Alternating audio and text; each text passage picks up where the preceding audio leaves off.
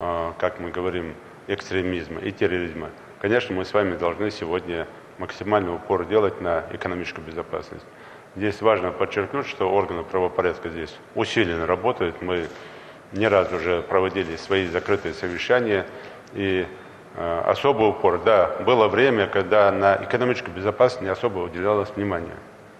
Теперь каждый чиновник, каждый руководитель должен понимать, сегодня этому направлению отводится особая роль. И нужно делать все, чтобы все, что выделяется федеральным центром и местным бюджетом, и различными внебюджетными источниками, должны идти на дело для людей, для народа, для развития республики. Поэтому здесь в ближайшие перспективы органы правопорядка, правоохранительный блок, конечно, будет уделять этому особое внимание. Тем более мы все наблюдаем, как в стране позитивно, более чем серьезно борется с таким явлением, как коррупционное. Наше стремление к сохранению стабильности республики должно основываться на принципах единения общества, всеобщего согласия, независимо от национальности, политических взглядов и вероисповедания. Уважаемые депутаты, члены правительства, нам необходимо определиться с национальной идеей. Да, можно много говорить о идее, можно много по-разному рассуждать, какая она должна быть.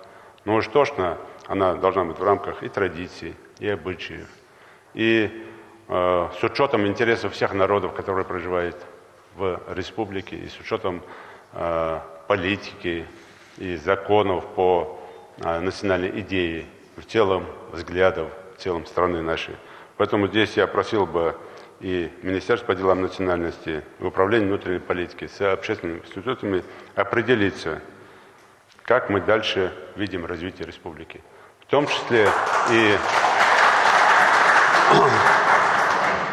и опору на взгляды молодежи в этом направлении. Немаловажным фактором в развитии или формировании национальной идеи является в том числе и патриотизм, как военный, так и гражданский.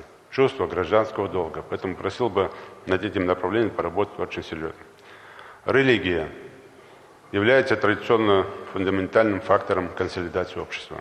Тем не менее, и сегодня, и вчера отдельные представители духовенства, не только как духовного управления мусульман, но и священнослужители, нарушают ключевой принцип своей деятельности – объединять людей.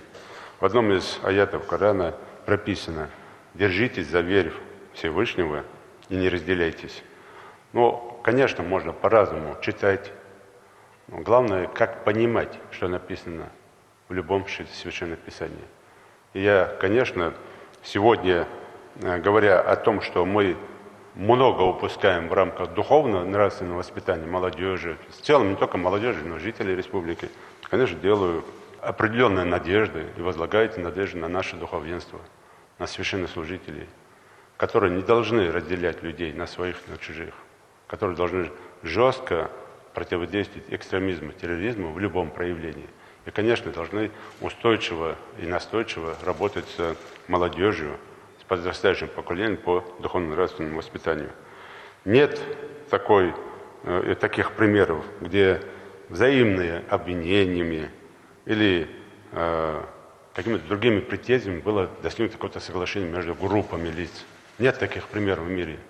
Но уж точно есть огромное количество примеров, когда люди садятся, дискутируют между собой, спорят, доказывают, рассказывают, общаются. И через это есть много-много примеров, когда приходили отдельные группы или отдельные лица консолидации и каким-то уважительным отношением друг к другу. Поэтому сегодняшнее состояние республики в плане вот именно религиозного, конечно, меня удручает. И я надеюсь, что меня услышат все священнослужители.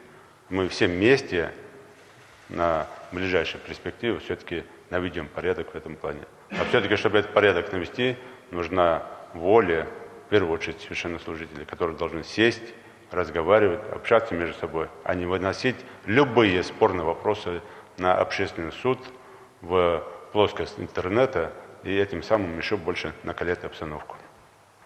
Уважаемые депутаты, в республике активно идет процесс развития гражданского общества. Некоммерческие организации играют заметную роль в общественно-политической жизни региона.